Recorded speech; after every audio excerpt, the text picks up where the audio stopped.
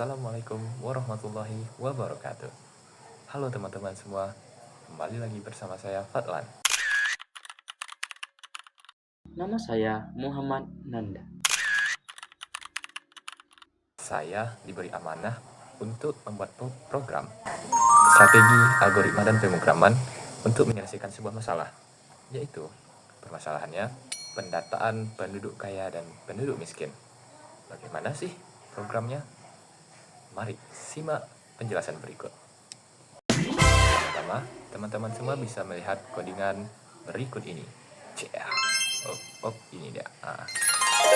Yang pertama di situ kita bisa melihat ada include, stream, dan include vector, di mana include berperan sebagai perpustakaan dalam sebuah pemrograman. Bisa diibaratkan seperti perpustakaan, dan stream bisa diibaratkan sebagai buku. Nah, jadi ketika kita menggunakan include stream, berarti kita bisa mengakses atau menggunakan fungsi input dan output dalam sebuah pemrograman.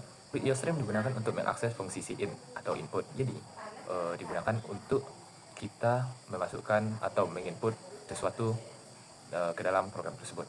Dan kemudian ada out atau output. Nah, yang digunakan untuk jadi perangkat keluaran yang akan ditampilkan dalam hasil dari program tersebut. Kemudian ada include vector, memungkinkan penggunaan vektor yaitu array atau dinamis yang dapat berkembang sesuai dengan data yang dimasukkan, di mana array atau larik tersebut bisa digunakan untuk menyimpan data yang dimasukkan dalam program tersebut, atau misalnya ketika kita menginput sesuatu lalu disimpan oleh vektor tersebut. Yang kedua ada deklarasi variabel dan input. Pada codingan tersebut kita melihat ada int dan m. N dan M berfungsi sebagai variabel, di mana N mewakili jumlah penduduk dan M mewakili jumlah desa. N dan M digunakan ketika kita menginput sesuatu atau menginput pada N nantinya, maka itu akan menjadi jumlah penduduk. Untuk keluaran out, masukkan jumlah penduduk 1 sampai 1000. Pada nantinya di keluaran program tersebut akan ditampilkan masukkan jumlah penduduk. Program tersebut menyuruh pengguna untuk memasukkan jumlah penduduk 1 sampai 1000 dengan inputnya yaitu variabel n. N yang dimana n itu adalah variabel untuk jumlah penduduk yang nantinya akan disimpan oleh vektor. Nah, begitu teman-teman. Selanjutnya ada itu out, masukkan jumlah desa. Di keluaran hasil dari program tersebut, program minta pengguna untuk memasukkan jumlah desa yaitu dari 1 sampai 10 dengan menggunakan input variabel m, di mana m adalah representasi dari jumlah desa. Jumlah desa m, begitu teman-teman. Nah, oke, lanjut. N adalah jumlah penduduk yang akan dimasukkan dan m adalah jumlah desa yang ada. Nah, begitu teman-teman semuanya. N dan m adalah variabel, di mana variabel tersebut dapat diisi oleh angka-angka tertentu. Nah, yang dimana n yaitu 1 sampai 1000 dan m itu dari 1 sampai 10 yang merepresentasikan jumlah penduduk dan jumlah desa. Begitu teman-teman semuanya. Baik, selanjutnya ketiga yaitu membuat vektor 2 dimensi untuk menyimpan data. Pada codingan tersebut kita melihat ada vektor int desa m vektor int 3,0. Membuat vektor 2 dimensi berukuran m kali 3, di mana desa i 0 jumlah penduduk miskin di desa ke i, desa i 1 jumlah penduduk menengah di desa ke i, desa i 2 jumlah penduduk kaya di desa ke i.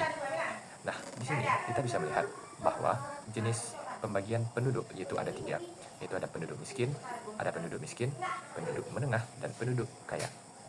Pada variabel m, ketika variabel m yaitu yang memuat jumlah atau jumlah desa atau kode desa yang dari 1 sampai 10, misalnya kita masukkan jumlah desa yaitu ada 3, berarti program itu dibaca dari 0, 1, 1 dan 2.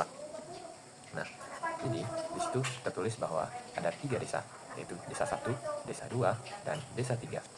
Nah, nanti setelah adanya vektor tersebut akan ditampilkan hasil dari program tersebut, yaitu desa 1 memiliki jumlah penduduk di maksudnya itu jumlah penduduk miskin di desa ke I, atau desa 1 atau desa 2 atau desa 3, begitu teman-teman semuanya.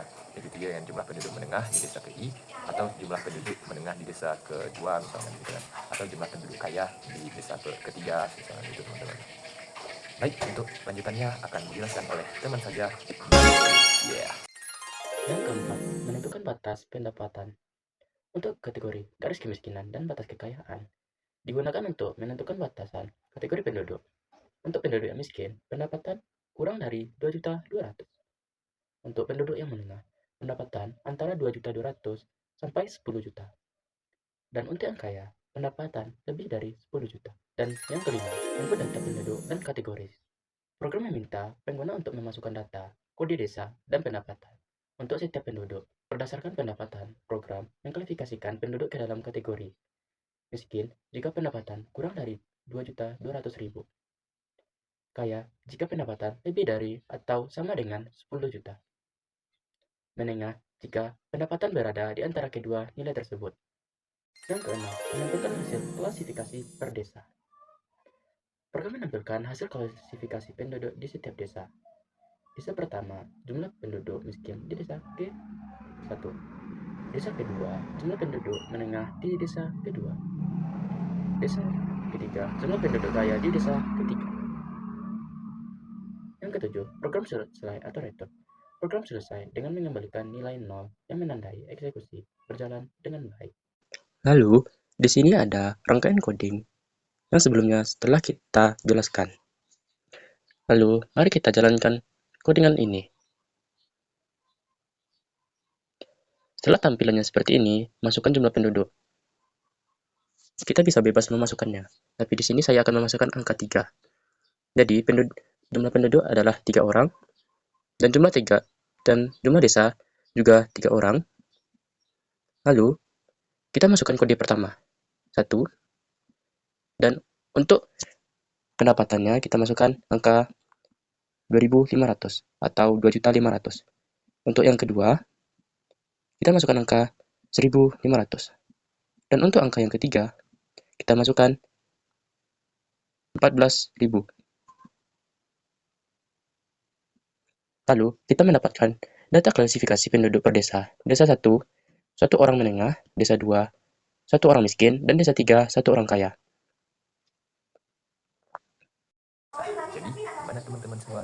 Apakah sudah paham?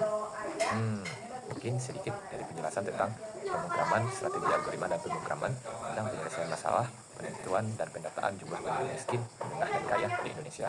Jadi, teman-teman semua termasuk penduduk kaya atau nah, ini kesimpulan dari konten kami pada hari ini, yaitu pemrograman atau codingan ini bisa digunakan untuk menyelesaikan masalah yang terkadang terlalu rumit di kepala kita untuk diselesaikan.